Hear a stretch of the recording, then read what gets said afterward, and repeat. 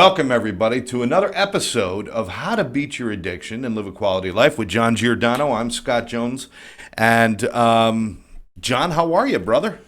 I'm doing really well. You're doing I really feel, I well. feel great. Good. I do all the things to tell other people to do. Well, that's important because a lot of people like to preach it but don't like to live it. Listen, do as I say, not as I do. It never worked for me. And the bottom line is I exercise, I eat fairly good. I'm not saying I eat perfect. You got to be honest, right? And, I do my nutrients. Fortunately, I'm able to do hyperbarics.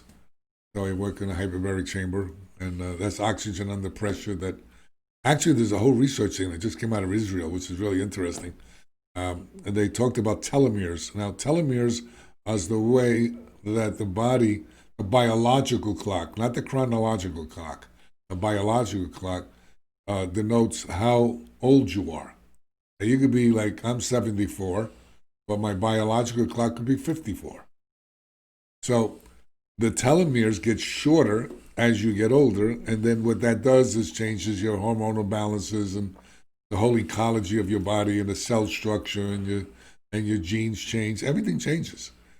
What they found out is doing hyperbaric medicine, 5 days a week for 3 months. They found out that it shortened the telomeres, it lengthened the telomeres, 20%, which is unheard of. Now, when you're talking about increasing the telomeres 20%, you're talking about going back in time with your age, which, it's all about anti-aging, and it's really incredible. Yeah, this isn't like science fiction, live forever stuff. We were talking about just a better quality of life and, feeling better and actually reversing a little bit of the aging process. Yeah, well, but it's not like the fountain of youth. That's not what we're talking about, right? No, but what it is Yeah. is that a lot of scientists say we should be able to live to 150, quality life. And everybody goes, 150, how can that be? There's an island I think it's in Greece, that they're the sentinels, they call them. Mm-hmm. Okay, these people are 110, 105, and they're working in the garden, and they look great. And yeah. Wow. So there is ways of staying younger and healthier. Wow. Wow. Excuse me. Yeah. But segueing into what we're talking about today is the holidays. The holidays. And, you kind of let it slip a little bit. You're saying, you don't always eat right. Let's start with the first thing. During the holidays is probably the biggest time people practice bad nutrition. And that's gotta add to stress levels and feeling bad and all those other things that go on in the holidays, doesn't it? When people eat unhealthy? Well, what it is, it's not, even if they don't eat unhealthy, let's say they just eat too much. Okay. Which is an unhealthy amount. Yes, right. certainly. So why do we do that? I say we because, listen, I do that too sometimes. Not all the time, but sometimes. And why? They're comfort foods. We look for comfort foods. Mm-hmm. And the thing is, because of the stress, and especially addicts and people that have addictive behaviors, it's very stressful. Money-wise is short. You feel, guilty that you can't buy presents for people or nice presents or whatever you have in your head. What addicts and alcoholics don't understand is the best present you can give them is you, staying clean and sober. Absolutely.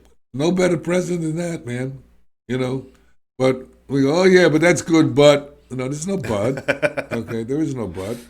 The bottom line is that when, like, my kids, used to use and stuff like that, and when my son almost died, I don't care if he gave me a shirt or he gave me a brand new car if he could afford it. He gave me his life back, his life, which helped with my life because we're interconnected. When you have children and family members and people you love, there's that connection. And when you're watching them destroy themselves, yeah, it's the most painful thing I've ever experienced in my entire life because you have no control. You can't do anything but be there for them. But they got to want you to be there, and they have to want to do the work. So being a parent is excruciating. watching your child or being a mother or a father or a husband or a wife or a sister or a brother watch your significant others destroy themselves. And then around the holidays, a lot of people relapse. They can't handle it. Okay? They just look back at their lives and how messed up it is, and look where I am, and they go into the poor me's and the victim states, and right. all this baloney, instead of saying, look, I'm finally with my family. I'm not someplace else in a hotel room looking up at the ceiling or Right, right. I mean, in actuality, December 24th is no different than July 9th or June 10th, but we put that pressure on ourselves. I mean, I think that's what everybody needs to understand is the pressure that you're feeling because, the advertisers are saying buy this or you got pressure about that. But this is pressure you take on. You don't have to take that on, do you, John? I mean, it's kind of a choice almost to the only load that way on you your have to shoulders. take it on if you choose to take it on. Exactly. So, look, Thanksgiving is, well, this is before Thanksgiving what we're doing. Right. We won't come out till after Thanksgiving. But, Thanksgiving, Christmas, New Year's. Yeah. It's like these were party times. Now look at this way. At Thanksgiving, you can't spend time with your loved ones, okay, because of COVID. Right. Okay? And then you got Christmas coming up. You can't get together because you got to limit it because of COVID. And then people don't say, I don't care, that's just baloney. Well, baloney, well, whatever you want to think is that you want to err on the side of safety. But see, addicts were risk takers. And that's why addicts die, because they love to take risks. And the bottom line is that, look, there's always another Christmas. Okay, there's always another Thanksgiving. There's always another New Year's. Okay, but if you keep doing what you're doing, which is not the right thing, you won't have another Christmas and you won't have another New Year's. And forget about the turkey. You won't have to worry about eating it because you're not going to be there. Yeah, you're saying they're risk takers. Listen, if addicts and alcoholics, the only risk they took was their own lives, people might just say, let them go. But when we take risks as addicts and alcoholics, we're taking risks with everybody's lives around us. Absolutely. And I think that's important, especially with this COVID thing going on. And people are like, well, I don't have to worry about it. Yeah, but the next guy you shake hands with, the next person you come in contact may have to worry about what you did. So we've got to be thinking about everyone, not just ourselves right now, right? Well, it's a self-centered disease. And here's another thing that people don't think about. Addicts buy drugs from dealers. Sometimes addicts try to rip off the dealers, or they don't pay the dealer. So now the dealer is retaliating, and you hear it in the news all the time, they're shooting the family up. So they bring in their stuff into their own family. Kids have been getting shot by accident or maybe on purpose, okay, because this addict dissed one of the dealers and the dealer got pissed off and, Right. So when you're an addict, you bring your disease everywhere. And we don't only abuse drugs and alcohol, we abuse people, places, and things. But we don't think that way, you see, because we're all about us, And, during the holidays, you need to be celebrating if you're clean, okay? That you're clean in sobriety, and your family could take a breath at least and say, let me tell you something. I got clean. I'm coming up on 36 years, December 4th. And I was in treatment during Christmas. And it was hard. Okay, but the funny part was, well, it wasn't funny, but, I wanted to go home for Christmas Eve. And they said no. And I got crazy, But the real reason I wanted to go home was my friends would come and give me Christmas cards with cocaine in them. So I can get high. They would do the cocaine, give the kids their presents, and then disappear for 3 days. I mean, this is what we do. Yeah. We celebrate New Year's and we go out drinking or drugging. and we can't even remember what happened the night before. You didn't celebrate anything. No. The things that we all have to do is enjoy whatever we consider God, okay, gave you.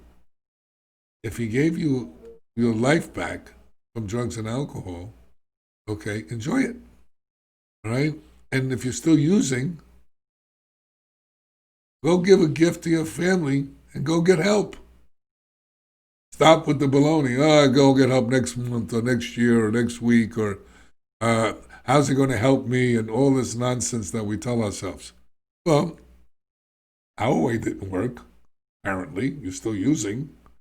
So maybe somebody else's way that you don't think would work, may work. Absolutely.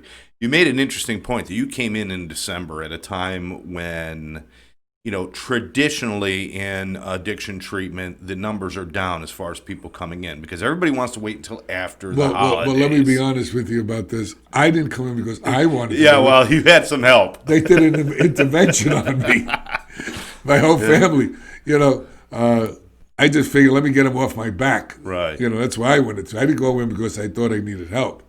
And I don't think we're going to change the tide of that. We're not going to change the opinion on that with this show, but it's important that waiting until after the holidays is not a good idea, is it? If you need help, get help now. Listen, this is the stall tactic. Yeah. Okay. Oh, I'll do it next week. Wait till after New Year's. I want to have one more party. Well, maybe that would be the last party you have. Mm-hmm. Okay, and what we all have to realize is to appreciate where you're at. Okay, gifts. Don't worry about the gifts. If you don't have any money, you don't have any money. If you got your health or you got your life, and you're working towards having a beautiful life, or at least a life worth living. All right, be happy with that, and just take it a little at a time. And I feel I can say that because that's what I did. And that's what Scott did. And that's what anybody in recovery look, I'm an inner city kid. I'm a street kid. I wouldn't be sitting around for 36 years into a program that was bullshit, plain English. All right? I stuck around because my life was getting better. Not perfect. Shit happens. Okay, my mother died, my father, my mother died, my grandmother died, friends died, I got sick, I almost died. Everything goes on. My wife almost died. It's called life. But because of the program, it helped me to go through all these things. And without it, I would have been in some room or under a bridge or someplace, getting high, killing myself, feeling sorry for myself that everybody died. I guess I was trying to catch up to them.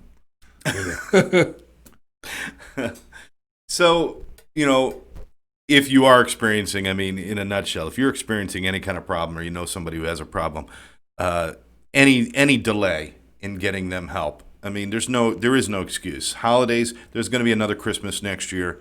If you're better this year. If you're not better this year, you might not get another chance at it. You're right, John. I tell people in treatment all the time, would you give up one Christmas so you never have to miss another one?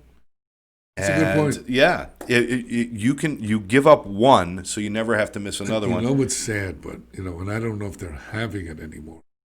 The 24-hour rooms.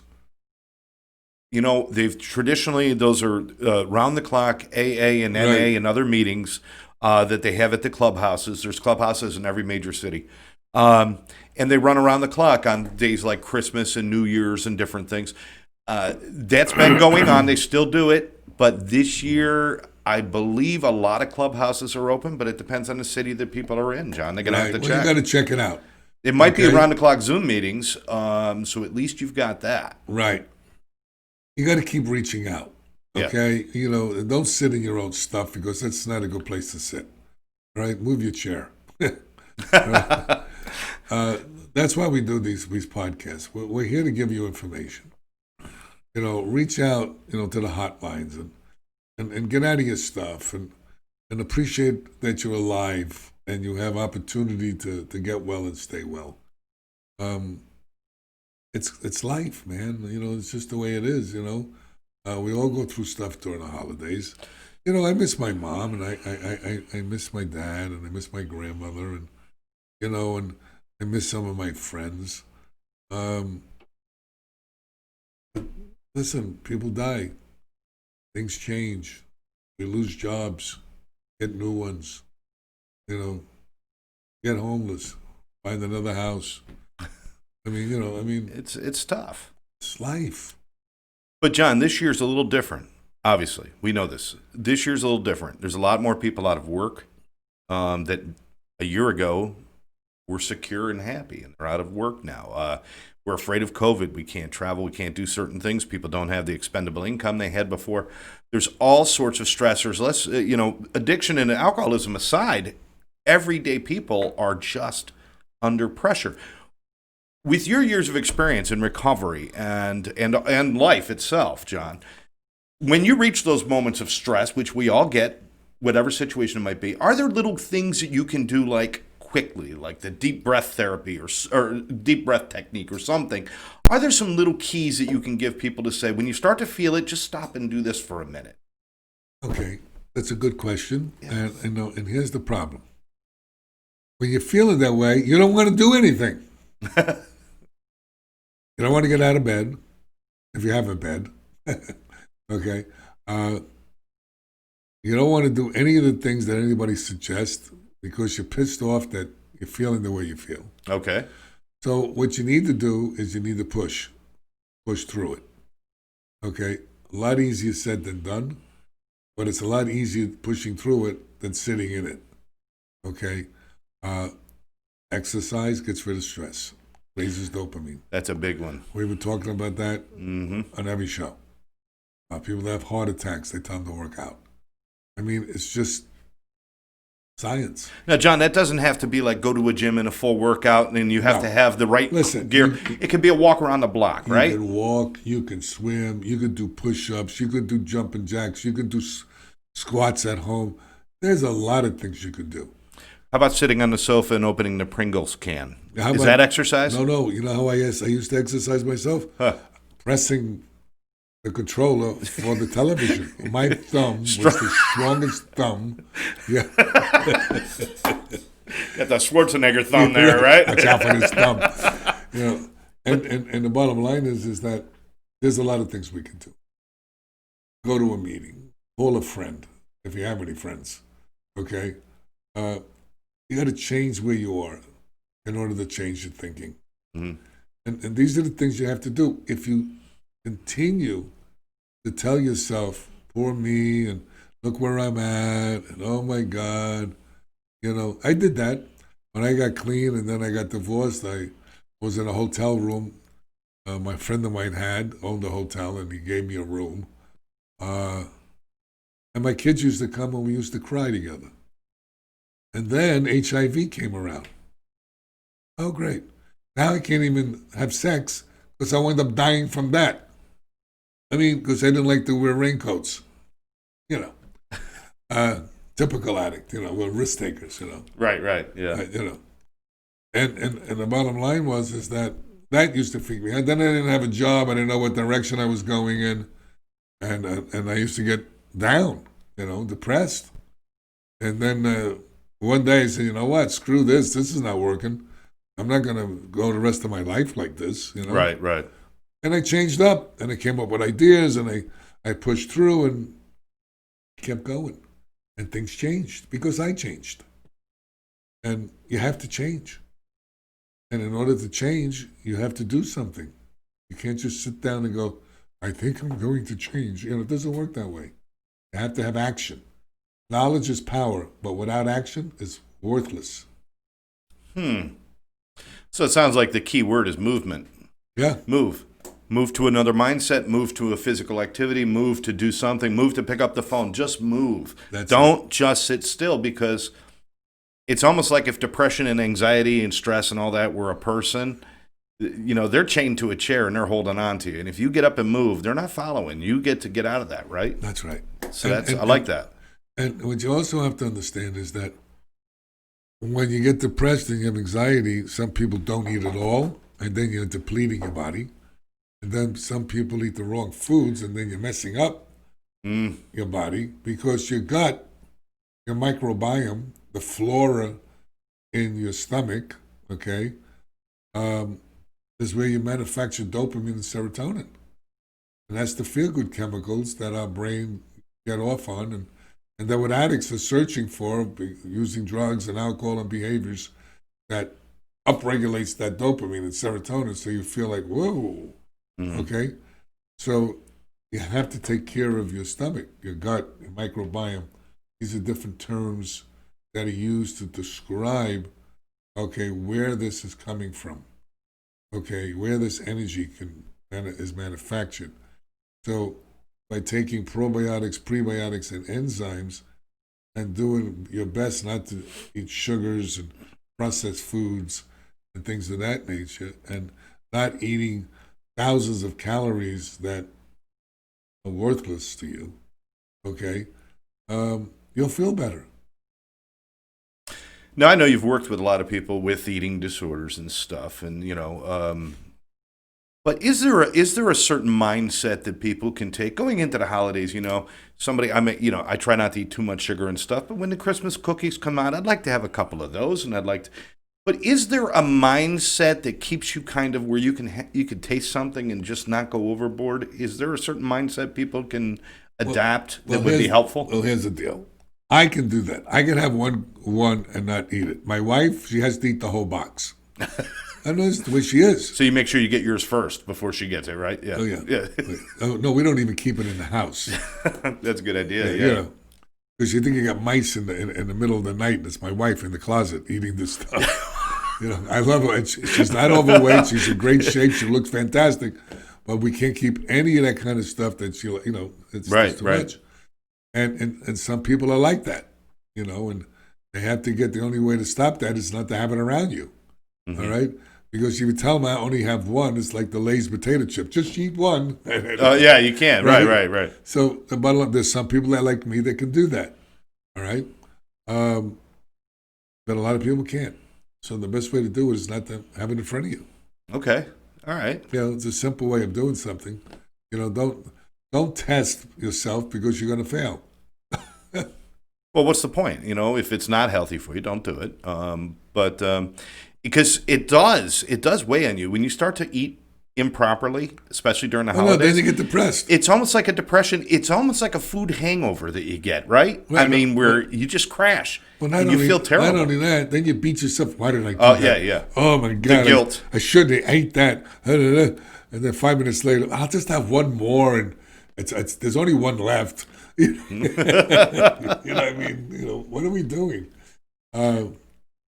That's human nature. It's not just for addicts and alcoholics. It's just human nature. We want to feel good, so we're always searching for things that make us feel good. And, what I tell people is, look, you have to have short-term, mid-term, and long-term goals. You have to have something as a human being to look forward to, something that you can build upon, okay? Otherwise, you're existing. And when you're in that state of mind, that's when you get depressed, and that's when you have anxiety, because you don't know what to do with yourself. Do something. And if you're going in a direction that doesn't work, change directions. It's like you're on a trip, and the road map says go left, and you go left, but the road map, you had it upside down, you should have went right. You change direction, you go back and go right. Yeah. All right? It's not that difficult. We make it difficult. And there's so much stuff out there that you can do with your life, especially today. When people are getting very inventive. It's, you got telemedicine now, and you got all kinds of things. Now you got people that are doing therapy online. There's a lot of things coming out now. People are selling clothes online. People are opening businesses online. They're buying cars online. You pick your car, they deliver it to your house. So you can buy a car online. You don't have to deal with the salesman. It's crazy. You can buy a lot of other things online, which is really not good. Yeah. Well, speaking about that, I'll tell you something that's very interesting. That I was talking to a paramedic friend of mine, and he was telling me, which I already knew, that the elderly, they have, because they're lonely, their significant other may die, or, they're sick, they're getting STDs like crazy. Oh yeah. The nursing homes. Yeah. Yeah, it's like No, Caligula in there. not I mean, just the nursing homes. The over 55, the communities Century and stuff, yeah. Village and all these places. They're ordering escorts to come to the house. Like you do Uber Eats. Well, it's People Eats. I mean, it's like. Grandpa, what you doing? Who's that? Who's that? Oh, that's our long lost granddaughter. Oh my goodness! It's really getting bad. Well, that's another thing.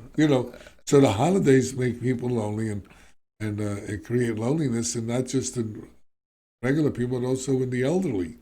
Yeah. They feel like people my age. I know a lot of them that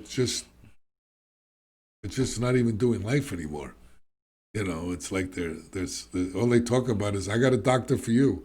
Yeah, exactly. What's your doctor's name? And you know who died today? That's right, really how the right. conversation starts, right? Instead of you used to read the newspaper, now you go online and look at the obituaries. Right. I mean, it's a whole mindset. Your mindset has to change. You have to do meditation. Okay, clear your mind. Give your mind a chance to rest. Get out of yourself. These are the things that you need to do in order to grow as a human being. Just because you're older doesn't mean you can't grow. I had a meeting with a friend of mine yesterday. We had lunch, and he says, "Where do you get the energy to keep doing all the things you do?" And I write books, I lecture, I do all kinds of stuff. Right? I says, "Well, because I'm the ever-ready bunny. I keep going." Okay? And because I know when I stop, I'm in trouble. Right. And that's when you get older. When you stop doing things and you just sit around all day watching the boob tube, okay, and reminiscing on what you used to be or used to have. I don't want to belong to the used to club. Right. Okay? That club is not a good club to belong. I want to belong to the future club. Things that I can accomplish, things that I can do. Okay? The best thing you can do is service to humanity. Not about us. It's about service to humanity. That's what we're doing, Scott and I. We're doing our best to do service to humanity. Whether you tune in or tune out, at least if you can get a little information from us that helps you or your family, we did our job. And we're going to start promoting this now, and hopefully putting it all over the place. Mm-hmm. Yeah. So people can start listening to this. And, if you get bored, that's because you're boring. No. I'll tell you, folks, with the holiday season coming, I'd recommend, sit with your family, who you have in your household. Watch a classic, Miracle on 34th Street, and if you don't have a one family, of those, go inside with your family of self-help groups and go sit with them. Okay, not yourself. It's a bad place to be. Play music. Have music playing in the background. You don't have to have the TV on all the time. Play music. Get involved. Sing while you're cooking. Do something. Right. Just keep moving. I love that, John. You just keep moving. One more step in a positive direction is always the best medicine for anything. The moving club. Keep moving. Keep moving. Hard to hit a moving target. That's a true story, John. That's true. And last thing I just want to bring up, we're talking about the holidays. Now, one of the big ones for addicts and alcoholics, we always think, I'm going to miss my New Year's celebration. You've had 30-something, almost 40 New Years without. Yeah, 36 years. 36 years. 36 New Years without alcohol and drugs. So what does a sober person do on New Year's Eve? Sleep. No. That's No. Yeah. Celebrate it. And I remember it. And not the next day, I'm not looking for where I parked my car. Where did I park my car? I don't know what happened to it. Who was I with last night? Or you're laying in bed, you go, who you with? No, I remember my New Year's. We have fun. Yeah. We talk about the year past, the year future that's going to happen. Wait. So you can actually enjoy it without drinking and using? Absolutely. But that blows people's minds, John. They think, well, you have to drink on New Year. No, you don't. It's ridiculous, right? Why do you want to medicate yourself and black out and not know what's going on? Right. It's funny. We were when I had my treatment center. we used to teach people how to dance, my mother and I, because I'm a professional dancer, and my mother was a semi-professional. And I used to teach ballroom dancing. It's just similar to martial arts, really. It's just, another technique. Just don't karate chop your partner, right? No, that's what you just kick him in the leg. Anyway, what the clients used to complain about, they didn't want to do the dancing because they said, well, I don't know how to dance. And the only way I used to dance is when I was using. And, it gave me the courage to go out and dance. And I used to laugh. I said, you ever see a drunk guy dance? I said, it's comical. And you're worried about being embarrassed because you don't know how to dance? Yeah. How about looking stupid? I mean, are you embarrassed about that? So what we used to do, my mother and I used to dance. And then we used to grab them and we used to teach them how to dance. And we were laughing. They were having a good time. And they actually learned how to dance. And they said, something, I never thought I could do this, and I never thought I could have fun doing it. That's because people don't like change. Mm-hmm. Okay? They don't venture out into things where they don't know the outcome. See, and that's the hardest thing about recovery. Because when I first went into recovery, I didn't believe in it, but I kept doing it because I didn't know the outcome. But one thing I did learn, I knew the outcome if I went the other way. Right. Okay, and believe it or not, for some people, they're comfortable with that. Okay, because at least they know what to expect, even though they don't know what to expect. Right. You know what I mean? Yeah. So the bottom line is it's okay to take a risk if the benefit outweighs the risk, as they say in the medical community. Mm-hmm. Right? Take a risk. Go to a program. Go to a therapist. You don't like the therapist? Go to another one. You didn't like the drug dealer, you wouldn't say, well, I'm not doing drugs today.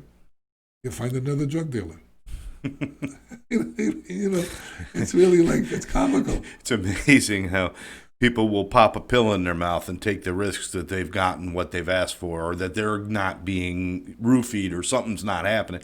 That, a total stranger will give them a drug and they'll put it in their body and they would take that risk.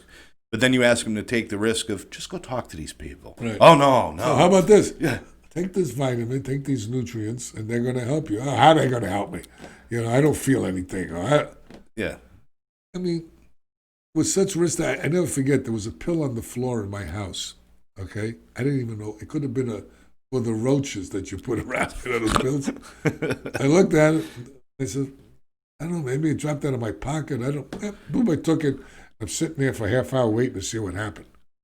Oh, it was birth control. You didn't get pregnant. You were good. This is true. And roaches never came near me.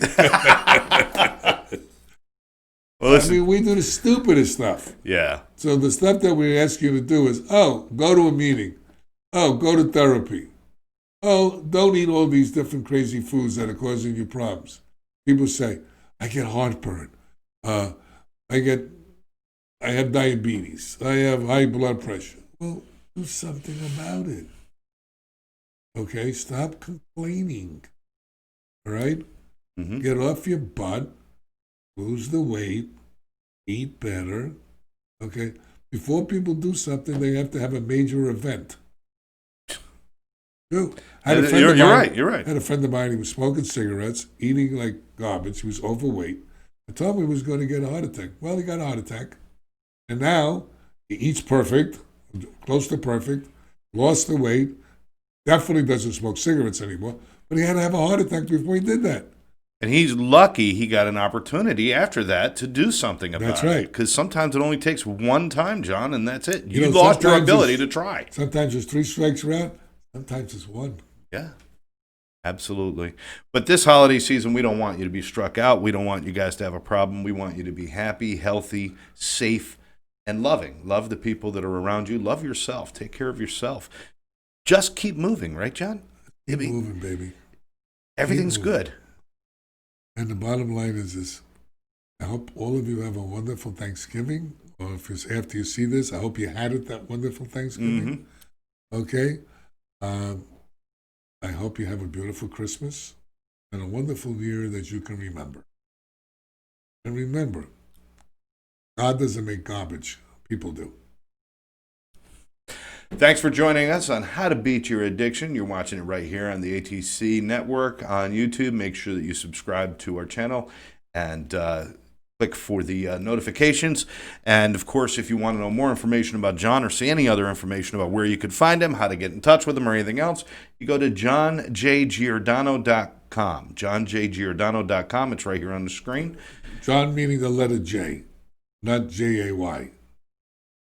Because sometimes it comes up J-A-Y, John J, but it's not J. It's just John, the letter J. Giordano. Yeah. .com. And look it up. You'll see some of the research, the television shows, the magazine articles, some of the podcasts. You'll see a lot of good information, you know. If you don't like it, you can always just change. All right, folks. Thanks for joining us. For John Giordano, Scott Jones. We'll catch you next time right here on How to Beat Your Addiction. Adios, amigos.